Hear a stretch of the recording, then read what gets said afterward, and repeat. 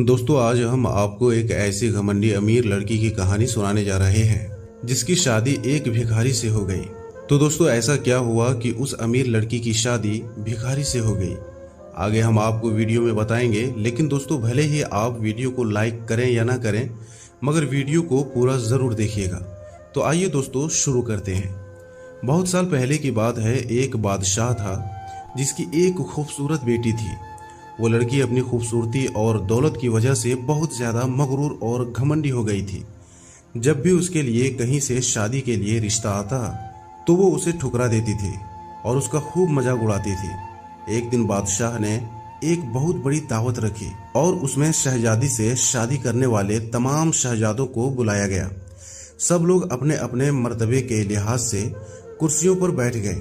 शहजादी इस दावत में कई चीज़ों के साथ बड़े घमंडी अंदाज में आई और वो जिस भी लड़के के पास से गुजरती तो उसको बड़ी नीची नज़रों से देखती।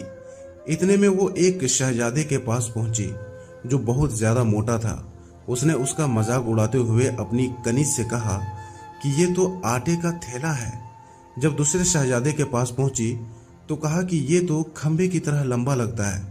तीसरे शहजादे के पास गई तो बोलने लगी कि ये तो सफ़ेद चूहा जैसा दिखता है। और शहजादी हर शहजादे की बेइज्जती करती रही। लेकिन एक शहजादे को तो देखकर उसे बहुत ज़्यादा हंसी आई, क्योंकि उसने दाढ़ी रखी हुई थी।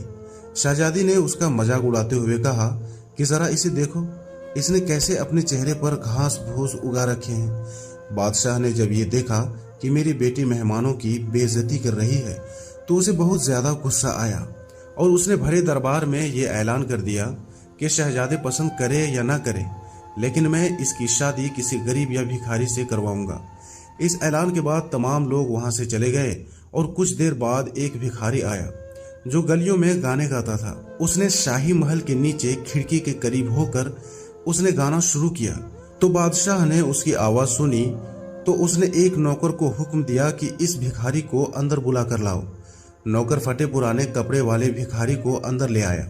उस भिखारी ने शहजादी के सामने बहुत अच्छा गाना गाया और बादशाह से इनाम मांगा। बादशाह ने कहा, तुमने बहुत अच्छा गाना सुनाया है, मैं तुम्हें बहुत अच्छा इनाम दूंगा। मैं अपनी बेटी की शादी तुमसे कराऊंगा। शहजादी ने जब ये सुना तो वह हैरान रह गई। उसने बहुत ज़्यादा ड्रामा किया, लेकिन बादशाह ने उसकी एक न सुनी।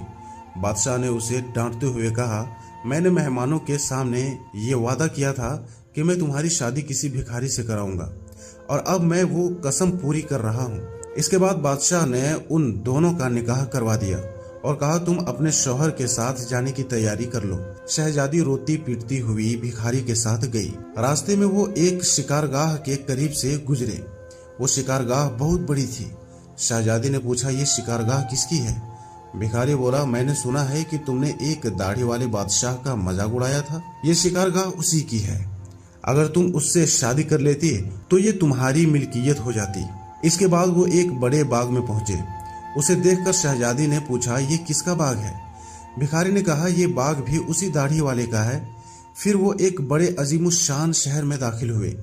इतना बड़ा और खूबसूरत शहर देखकर शहजादी हैरान रह गई। उसने पूछा, इस शहर का मालिक कौन है? फकीर ने उसे कहा, यह शहर दाढ़ी वाले के मुल्क में आता है। अगर तुम उससे शादी कर लेती तो ये सब कुछ तुम्हारा होता। शहजादी बोली, अरे मैंने तो बहुत बड़ी गलती कर दी, काश मैं उससे शादी कर लेती। भिखारी ने नाराज होते हुए कहा, मुझे इससे कोई मतलब नहीं, मगर तुम मेरे होते हुए दूसरे मर्द की बात क्यों कर रही हो? क्या अब मुझ में कोई कमी है? इसके बाद एक छोटी सी झोपड़ी के करीब पहुंचे तो शहजादी ने कहा, कैसी बेकार और छोटी सी झोपड़ी है? भिखारी बोला, ये मेरा घर है और यही वो जगह है जहां हमें जिंदगी गुजारनी है। शहजादी बोली, तुम्हारे नौकर कहाँ हैं? भिखारी ने कहा, हमें नौकरों से क्या काम, तुम हर काम कर सकती हो। तुम आग जलाओ और मेरे लिए खाना बनाओ, मैं बहुत ज़्यादा थक चुका हूँ। लेकिन दोस्तों, क्योंकि शहजादी को खाना पकाना नहीं आता था, इसलिए भिखारी ने उसकी मदद की और कुछ देर बाद उन्होंने उल्टा सीधा खाना पका कर खा लिया और सो गए। दूसरे दिन भिखारी ने उसे जगाया और घर का काम करने के लिए कहा। शहजादी पूरा दिन काम करती रही, ऊपर से भिखारी की डांट भी सुनती रही।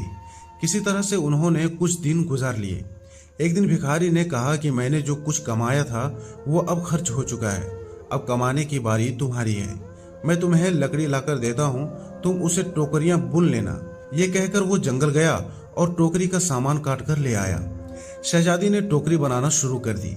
इससे पहले उसने कभी कोई ऐसा मेहनत वाला काम नहीं किया था, इसलिए उसकी उंगलियां ज्यादा जख्मी हो गई, उनसे खून निकलने लगा। ये देखकर उसके शौहर ने कहा, मेरा ये ख्याल है कि तुम ये काम नहीं कर सकती, मैं तुम्हें कुछ धागे लाकर देता हूँ, तुम उससे कपड़ा बुन लेना। लेकिन वो ये भी ना कर सकी।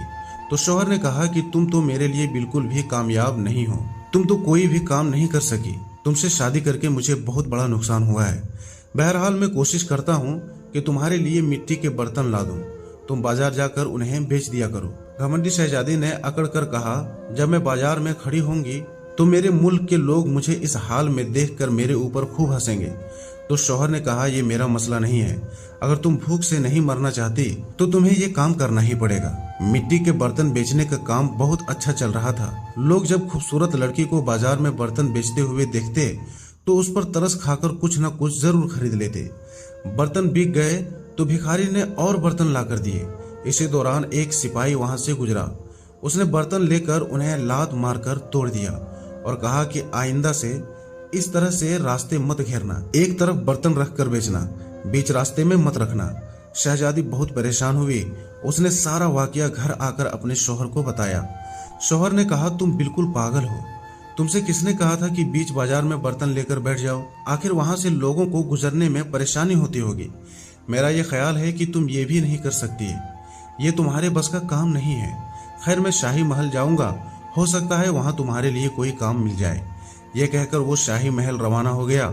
शाम को वापस आकर उसने कहा कि शाही महल में तुम्हारे लिए मददगार बावर्ची की जगह मिल गई है, अब कम से कम हमें पेट भर खाना तो मिल ही जाएगा। इस तरह से ये घमंडी शहजादी एक मददगार बावर्ची बन गई। वो रोज सुबह शाम तक बावर्ची खाने में काम करती और शाम को बचा हुआ खाना लेकर घर आ जाती और इस तरह से दोनों मियाँ बीवी का गुजारा होने लगा।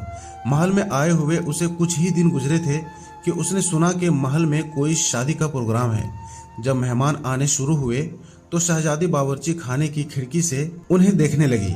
गुलाम कीमती कपड़ों में मेहमान का इस्तकबाल कर रहे थे। हर तरफ बड़ी शानो शौकत धूमधाम नजर आ रही थी, लेकिन शहजादी अपनी किस्मत पर आंसू बहा रही थी और अपने तकब्बुर और बेवकूफ़ी पर पछता रही थी। उसी दौरान कुछ कनीज आई और उन्होंने शहजादी को वहां से मजेदार खाने दिए, जो शहजादी ने टोकरी में रख लिए और घर की तरफ चल पड़ी। तभी वो महल के दरवाजे से गुजर रही थी कि अचानक बहुत ही कीमती लिबास पहने एक आदमी ने उसका रास्ता रोक लिया। शहजादी ने निगाह उठाकर देखा तो ये वही दाढ़ी वाला बादशाह था जिसका उसने खूब मजाक उड़ाया था। शहजादी खौफ से कांपने लगी। बादशाह उसे लेकर हॉल में पहुंचा। इतने सारे लोगों को देखकर उसका अपने ऊपर काबू नहीं रहा और घबराहट में टोकरी उसके हाथ से गिर गई और उसमें से खाना निकलकर चारों तरफ बिखर गया। तमाम दरबारी हंसने लगे। शहजादी का उस वक्त ये हाल था कि किसी तरह से जमीन फट जाती और वो किसी तरह से उसमें समा जाती। उसने झटके से अपना हाथ छुड़ा लिया और भागना चाहती थी। इतने में बादशाह ने उसे दोबारा पकड़ लिया और नरमी से बोला, डरो मत, क्या तुम मुझे नहीं पहचानती हो? मैं वही भिखारी हूँ जो तुम्हारे साथ झोपड़ी में रहता था। मैं वही सिपाही हूँ जिसने तुम्हारे बर्तन तोड़े थे। ये सब कुछ मैंने तुम्हारे साथ इसलिए किया था क्योंकि मैं तुम्हें पसंद करता था और तुमसे शादी करना चाहता था। अब तुम्हारे गुरूर का इलाज हो चुका है। मैं वही भिखारी हूँ जिसके साथ तुम रहा करती थी और तुम्हें अच्छा सबक मिल गया है। पिछली बातों को भूल जाओ। देखो आज हमारी शादी की तैयारियां हो रही हैं। उसी वक्त कनीजें आई और उसे अपने साथ ले गई। शहजादी को नहलाकर दुल्हन का लिबास पहनाया गया। जब वो दोबारा हॉल में आई तो उसने देखा कि उसके माँ बाप और उसके तमाम दरबारी भी मौजूद थे। लोगों ने उसे मुबारकबाद दी। अब शहजादी बिल्कुल बदल चुकी थी। उसका गुरूर, अकड़, नफरत सब खत्म हो चुका था। उसने जिंदगी गुजारने का ढंग सीख लिया था। प्यारे दोस्तों, हालात जैसे भी हों, इंसान को कभी भी तकब्बुर और घमंड नहीं करना चाहिए।